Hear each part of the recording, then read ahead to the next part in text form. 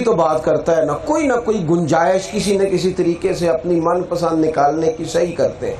محبوب جمعہ پڑھا رہے تھے، ایک صاحب کھڑے ہو گئے جمعے کے دوران، حضور نے فرمایا بیٹھ جاؤ، ایک روٹین کی بات، بیٹھ جاؤ بھائی۔ ایک صحابی مسجد کے اس کونے میں تھے، ان کے کان میں آواز گئی، باہر گلی میں تھے، بیٹھ جاؤ، وہ وہیں بیٹھ گئے۔ ایک اس کونے میں تھے، کان میں آواز گئی، بیٹھ جاؤ، وہیں بیٹھ گئے۔ ایک اس کونے میں تھے، آواز گئی کان میں، وہیں بیٹھ گئے۔ جمعہ مکمل ہوا، اللہ کے محبوب نے فرمایا آپ کہاں تھے؟ یا رسول اللہ اس کونے میں تھا، آ رہا تھا، آواز آئی بیٹھ جاؤ، میں وہیں بیٹھ گیا۔ آپ کہاں تھے؟ حضور اس کونے میں آواز سنی تھی بیٹھ جاؤ تو بیٹھ گیا۔ آپ کہاں تھے؟ حضور اس کونے میں آواز گئی۔ محبوب فرمانے لگے نہ آپ سے کہا، نہ آپ سے کہا، نہ آپ سے کہا، ان سے کہا تھا۔ یا رسول اللہ آپ نے نام تو نہیں نہ لیا۔ بات ماننے میں جلدی، عمل کرنے میں جلدی، اطاعت کرنے میں جلدی، سانو قید سجن دا گہنا ہے، وہ جنج رکھے اساں اونج رہنا ہے۔ اور ہم نے نہ کبھی قطرے پہ غور کیا اور نہ دریا دیکھا، نہیں دیکھا، بس جہاں تیری جھلک دیکھی وہیں ڈوب گئے۔ دوستو اطاعت کرنے میں جلدی، فرما آپ کبھی صحابہ کا انداز دیکھیں، اور سیانے لوگ، سیانے نہیں، ایسا نہیں کہ کچھ لوگ ملنگ قسم کے بھی ہوتے ہیں نا، تو ان کو کئی دفعہ کسی کام پہ لگانا آسان ہوتا ہے، اور اگر کوئی بندہ دانشور ہو، معاملہ فہم ہو، دنیا کے سارے اتار چڑھاؤ سے آگاہ ہو، اس شخص کو کسی طرف لگانا۔ حضرت عبداللہ ابن عمر رضی اللہ تعالیٰ عنہ، یہ مفتی ہے مدینہ منورہ، جن چند لوگوں سے صحابہ جا کے فتویٰ لیتے تھے ان میں نام ہے حضرت عبداللہ ابن عمر، اور یہ ان کا علم ہے اور عمل یہ ہے کہ میرے نبی کریم نے فرمایا عمر تیرا بیٹا عبداللہ نیک آدمی ہے۔ حضور نے انہیں نیک کہا، اتنا بڑا آدمی، لیکن اطاعت کرنے میں نا، حضور کی غلامی کرنے میں جنون کی حد تک، شوق کی حد تک۔ میں نے کہا ہم تو وجہ ڈھونڈتے پھرتے ہیں نا جی، اور چلو اس کی بھی گنجائش ہے، اس کی بھی گنجائش ہے، ہم تو ہیں ہی راہ رخصت کے مسافر، عزیمت کا سبق پڑھتے ہی نہیں، راہ رخصت کے مسافر۔ مسجد نبوی شریف میں ایک دروازہ تھا، حضور کے زمانہ مبارکہ میں وہاں سے عورتیں آیا کرتی تھیں۔ حضرت عمر نے منع کر دیا، فرمایا بھئی عورتیں گھر میں نماز پڑھا کریں، مسلمان مردوں کی تعداد زیادہ ہو گئی اور فتنے کا ڈر ہے، یہاں جگہ اس ترتیب کی، خواتین گھر میں رہیں۔ عورتوں کا آنا بند ہو گیا، چونکہ وہ ایک دروازہ سے مردوں کے نہ گزرنے کی ایک علت تھی، سبب تھی، وجہ تھی کہ یہاں سے عورتیں گزرتی ہیں، مرد نہیں گزریں گے۔ اب جب عورتیں نہیں گزرتی تو سارے گزر رہے، سارے لوگ گزرتے تھے، لیکن عبداللہ ابن عمر نہیں گزرتے تھے۔ لوگوں نے کہا حضور آپ کیوں نہیں گزرتے؟ فرمایا نبی کریم نے منع فرمایا ہے۔ کہا وہ تو ایک وجہ تھی، اب ختم ہو گئی۔ فرمانے لگے وجہ کا نہیں پتا، حضور نے منع کیا، لہذا ساری زندگی اس دروازے سے گزرنا نہیں گزرنا، چونکہ بس محبوب نے منع کر دیا، طے کر لیا تھا انہوں نے کہ ہم نے نبی پاک کی غلامی کرنی ہے، طے کر لیا تھا۔ تو ایک مقصد تو یہ ہے کہ حضور نے اللہ کی جانب بلایا، ایک مقصد یہ کہ حضور کی فرما برداری کی جائے۔ تیسری جگہ پہ قرآن مجید حضور کی تشریف آوری کے مقاصد بیان کرتا ہے، کما ارسلنا فیکم رسولا منکم، جیسا کہ ہم نے تمہیں میں سے تمہیں ایک رسول دیے، یتلو علیکم آیاتنا، یہ رسول کیا کریں گے؟ تم پر ہماری آیتیں پڑھیں گے، قرآن پاک پڑھیں گے، قرآن پاک، وَيُزَكِّيكُمْ، اور تمہارا تزکیہ کر دیں۔ حضور کی تشریف آوری کا مقصد تلاوت قرآن حکیم، امت کو قرآن سکھانا، یعنی وہ سٹیج پہ محفل ہو رہی ہے، نقیب بھی کہہ رہا ہے سارا قرآن ہی حضور کی تعریف ہے، خطیب بھی کہہ رہا ہے، نعت خواں بھی کہہ رہا ہے، اور سنائی شعر جا رہے ہیں۔ بھئی سارا قرآن حضور کی تعریف ہے تو پڑھنا پھر چند آیات تو بھی، تو کہہ رہا ہے سارا قرآن حضور کی تعریف ہے تو سنائی تو نے ایک آیت بھی نہیں۔ اگر یہ سارا، اور میں آپ سے بھی عرض کروں گا ہمیں غور کرنا چاہیے، قرآن مجید واقعی حضور کی تعریف ہے، اور یہ کسی عام آدمی کی بات نہیں۔ سید عائشہ صدیقہ فرماتی ہیں کہ اگر حضور کے اخلاق دیکھنے ہو تو قرآن پڑھو۔ یہی حضور کا خلق ہے۔ قرآن مجید کے ساتھ امت کا جو رشتہ ہونا چاہیے، کتنے کتنے دن بیت جاتے ہیں، سارا دن موبائل دیکھنے والے لوگ، کمنٹس کرنے والے لوگ، فیس بک دیکھنے والے لوگ، ادھر ادھر کی پوسٹیں پڑھنے لکھنے والے لوگ، مہینوں بیت جاتے ہیں، قرآن پاک نہیں پڑھتے۔ یا تو کچھ نہ پڑھتے ہو تو سمجھ میں آیا، پڑھتے کچھ نہیں، سارا کچھ جو نہیں دیکھنے والا اسے بھی دیکھتے اور قرآن ہی نہیں دیکھتے۔ ذوق بنائیں، ذوق، مزاج پیدا کریں۔ موبائل میں باقی سارا کچھ رکھا جا سکتا ہے، قرآن پاک بھی رکھا جا سکتا ہے، کھول کے پڑھا جا سکتا ہے۔ یتلو علیکم آیاتنا ویزکیکم، اور میرے محبوب نہ تمہارا تزکیہ کریں گے۔ تزکیہ حضور نے صاف کیا دلوں کو، باطن کو۔ اللہ کے حبیب علیہ السلام نے فرمایا ہے میرے بیٹے انس، تم سے ہو سکے تو صبح اس حال میں کرنا کہ تمہارے دل میں کسی کا بغض نہ ہو۔ اور اگلے لفظ کیا ہے؟ فرمایا یہ میری سنت ہے، یہ میرا طریقہ ہے، اور جس نے میرے طریقے سے پیار کیا اسی نے مجھ سے پیار کیا۔ میرے دانت صاف کرنا ہی سنت نہیں، دل صاف کرنا بھی سنت ہے۔ نیرا میٹھا کھانا ہی سنت نہیں، اپنے دل سے ساری تلخ مزاجی کو نکال دینا یہ بھی حضور کی سنت۔ دوستو یاد رکھیے گا، تزکیہ نفس، تصفیہ باطن، ایک دن حضور نے صحابہ سے فرمایا تھا، حالانکہ محبوب کا سینہ علم نشرہ کا، حضور کا سینہ جس پر قرآن مجید نازل ہوتا ہے، حضور نے صحابہ سے کہا تھا مجھے کسی صحابی کے بارے میں کوئی بندہ کوئی بات نہ پہنچائے، کوئی بات نہ پہنچائے۔ کچھ باتیں قابل اصلاح ہیں، وہ ایک الگ معاملہ ہے، لیکن کمزوریوں کا ذکر کرنا، دوسروں کے دلوں میں دوسروں کے لیے بیج بونا، فرمایا کوئی کسی کے بارے میں کوئی بات نہ کرے، میں اپنا سینہ سب کے لیے کشادہ رکھنا چاہتا ہوں۔ حضور نے تو ہمیں صاف دل بنایا، اور یہاں کیا حال ہے؟ ہر رشتہ ہی مادہ پرستی کا، ہر تعلق ہی مطلب کا، الا ماشاء اللہ۔ کسی بھی شخص سے میل ملاپ کرنا تو اس میں کچھ ایسی چیزیں لے آنا جو ذاتیات پہ آ جائیں۔ میرے عزیز، اپنی زندگی میں یہ حضور کے آنے کا مقصد سمجھیں۔ پھر آگے فرمایا وَيُعَلِّمُكُمُ الْكِتَابَ وَالْحِكْمَةَ، محبوب تمہیں کتاب بھی سکھائیں گے اور حکمت بھی سکھائیں گے۔ حکمت، دانائی، بصیرت، شعور، فہم و فراست، تدبر، یہ رسول پاک کے آنے کے مقاصد ہیں۔ جذباتی فیصلے نہ کرے زندگی میں، ہمیشہ جو طبیعت میں آئے وہ کر گزرے۔ میں دیکھتا ہوں آج کل جس چیز کی سب سے زیادہ کمی ہے وہ حوصلہ ہے، تحمل مزاجی ہے، بردباری نہیں، اور بعض چھوٹوں میں نہیں اور بعض جگہ بڑوں میں بھی نہیں، من چاہے فیصلے کر دیتے ہیں، جذباتی۔ اور پھر کچھ لوگ ایسے ہیں جو بالکل، ہمارے ایک بزرگ تھے وہ کہا کرتے تھے، ہمارے چچا جان تھے تو رشتے میں تو ان سے بعض لوگ پنچایت کے فیصلے فوصلے کبھی کرا لیتے تھے، تو کبھی کبھی انہیں آجرائے محبت کہہ دیتے تھے، کہتے پا جی تھوڑے کو جڑا پہلو آ جائے نا تسی ہو دئیے، اور دوسرے کی بھی سن لیا کرو۔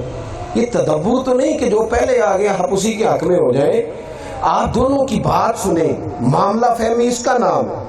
آپ غور کریں کہ یہ ایک شخص جو جب بھی بات کرے گا وہ ظاہر ہے اپنے حق میں دلائل دے گا، تدبر کے ساتھ، فہم کے ساتھ، علم کے ساتھ، بردباری کے ساتھ۔ یہ حضور کے آنے کے مقاصد ہے۔ نبی پاک نے ہمیں حکمت سکھائی، اور اس خوبصورتی سے حضور فیصلے فرماتے، اس بہترین انداز میں نبی پاک فیصلہ کرتے کہ کسی شخص کو پریشانی نہ ہوتی۔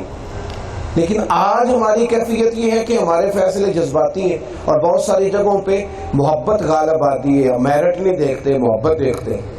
ان لوگوں کے سپرد بھی چیزیں کر دیتے ہیں جو کر نہیں سکیں گے، تباہ کر دیں گے، لیکن ہماری چونکہ محبت ہوتی ہے، محبت دیکھتے ہیں، میرٹ نہیں دیکھتے۔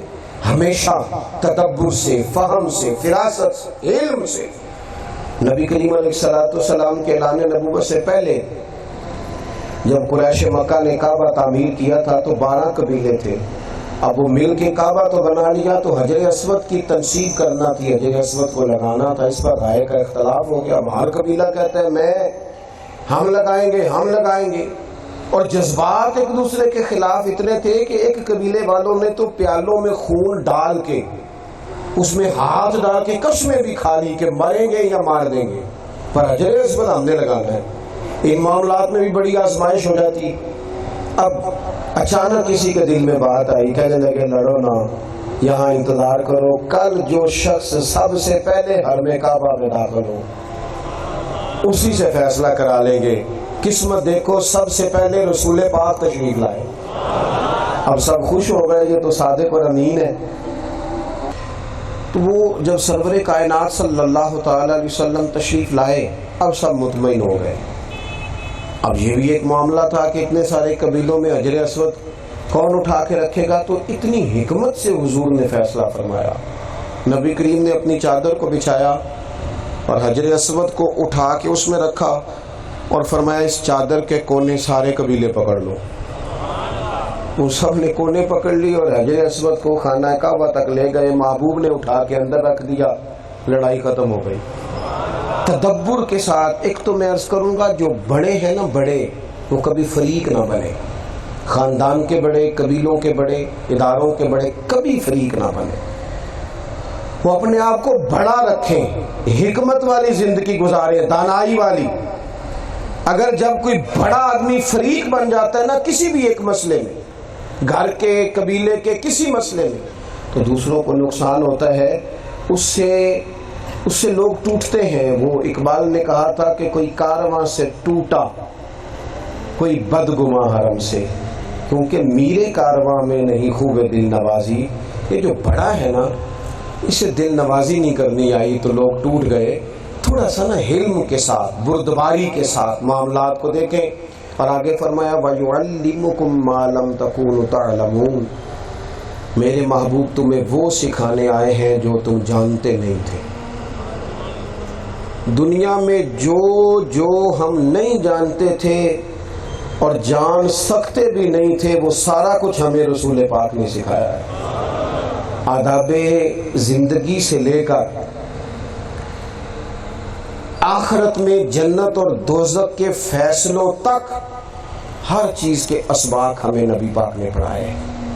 ہم نے آہستہ آہستہ یہ کیا ہے کہ چونکہ دینی معلومات مفت ملتی تھی، جگہ جگہ بورڈ لگے ہوئے تھے، ہر جمعے میں خطبہ ہوتا تھا، وہ قوم جو 10-10 ہزار روپے دے کے موٹیویشنل اسپیکر سے سیٹ بک کراتی ہے، وہ جمعے والے دن وقت پہ جمعہ پڑھنے نہیں جاتی۔ جن کو جہاں سے سارا کچھ ملنا تھا اس طرف رغبت نہیں ہے۔ کتاب و سنت کے جو علوم ہیں نا، کتاب و سنت کے جو علوم ہیں، وہ انسان کی ظاہری اور باطنی تربیت کے لیے بہت کافی ہے۔ صرف یہ کہ ہم وہاں سے اپنی تربیت لیں، ہم عملی زندگی میں ان کو نافذ کریں۔ مجھے بتائیے، ایک حدیث پاک ہے اور سب کو آتی ہے، اگر اس پر عمل کر لیا جائے نا تو پورے کا پورا ملک امن، محبت اور پیار کا گہوارہ بن سکتا ہے۔ صرف ایک حدیث، ایک بات، اور آتی ہے آپ سب کو۔ حضور نے فرمایا میرا مومن وہ ہے جو اپنے لیے پسند کرتا ہے وہی اپنے بھائی کے لیے پسند کرتا ہے۔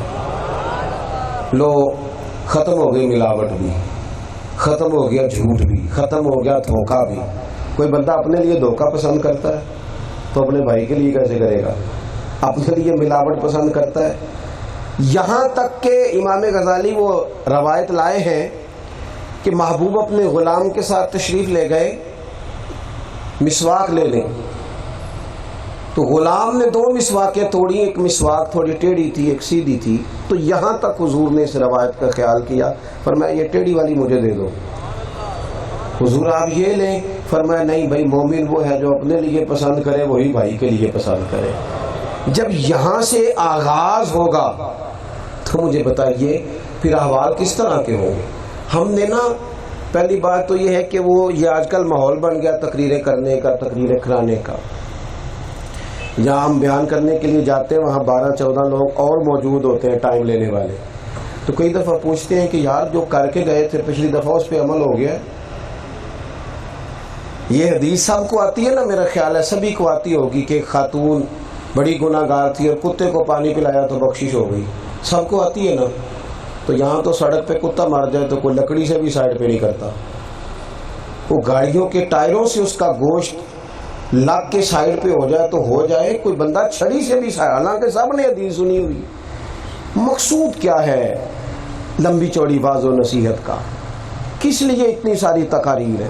اگر کانوں کی لذت کے لیے ہیں تو ٹھیک ہے، پھر چلتا رہے کام، اور اگر عمل کے لیے ہے تو میں نے کہا ایک حدیث پر پورے ملک کو سنوارا جا سکتا ہے، پوری ملت کی شرازہ بندی کی جا سکتی ہے، لوگوں کو سمیٹا جا سکتا ہے۔ ایک بات صرف محبوب نے فرمایا، میرا مومن وہ ہے جو اپنے لیے پسند کرتا ہے وہی اپنے بھائی کے لیے پسند کرتا ہے۔ میں ایک دکان پہ ایک دفعہ گیا ہوا تھا کپڑا خریدنے کے لیے، تو کپڑے دکھاتے دکھاتے وہ صاحب نے 3-4 لوگوں سے کہا کہ اے والے لے لو، یا تو ممی پائے رہا دیکھو، یہ لے لو یہ۔ تو میں نے ان سے کہا کہ اس کا مطلب ہے جو آپ نے نہیں پہنے ہوئے باقی وہ سارے پہننے والے نہیں، یہ جو آپ نے خاص کر اس کا نام لیا، کیا آپ بتانا چاہتے ہیں کہ یہ کوئی خاص چیز ہے؟ یہ تو ٹھیک ہو گیا، لیکن اگر آپ کہتے ہیں کہ بالکل دوسرے پہننے نہیں تو پھر بھی بتا دیں۔ تو میں نے پھر ان کو یہ حدیث عرض کی، میں نے کہا اس پر آپ غور کریں کہ کوئی بھی ایسی چیز نہ بیچیں، کوئی بھی نہیں۔ ہم اس وطن میں رہتے ہیں جہاں اتنی خوفناک خبریں بھی ملتی ہیں کہ دوائیوں میں ملاوٹ ہوتی ہے، ادویات تک میں لوگ دھوکہ دہی کا مظاہرہ کرتے ہیں۔ تو حضور کے آنے کے مقاصد سمجھیں، محبوب داعیہ اللہ بن کے آئے ہیں، ہمیں حضور کی اطاعت کرنی ہے۔ نبی کریم تزکیے کے لیے تشریف لائے ہیں، حضور نے ہمیں کتاب و حکمت سکھائی ہے، حضور نے ہمیں علوم سکھائے ہیں، ہمیں اصل مقصد جو نبی کریم نے دیا ہے ہمیں اس مقصد کی طرف بڑھنا ہے۔ اللہ تعالیٰ مجھے آپ کو ہم سب کو عمل کی توفیق عطا فرمائے۔ اللہم صلی علی سیدنا و مولانا محمد معدن الجود والکرم وآلہ وصحبہ وبارک وسلم۔ اللہ اتنے خوبصورت ماحول میں، اتنے خوبصورت موسم میں دوستوں نے اتنا خوبصورت کر کے تیرا اور تیرے محبوب کا ذکر سجایا، اپنی بارگاہ میں قبول فرما۔ اللہ ان دوستوں کو بہترین صلہ عطا فرما، دارین کی برکتیں عطا فرما، دین دنیا کی نعمتیں عطا فرما۔ اے اللہ بیماروں کو شفا عطا فرما دے، مقروضوں کو قرض کے بوجھ سے رہائی نصیب فرما دے، جو تنگ دست ہیں انہیں وسعت رزق عطا فرما دے۔ امت کے حق میں رحمت والے فیصلے فرما۔ اللہ جو لوگ سیلاب کی مشکل میں آ گئے، 2 مہینے سے بیچارے خیموں میں ہیں، اللہ ان کے لیے بہترین اسباب پیدا فرما، بہترین اسباب پیدا فرما، بہترین اسباب پیدا فرما۔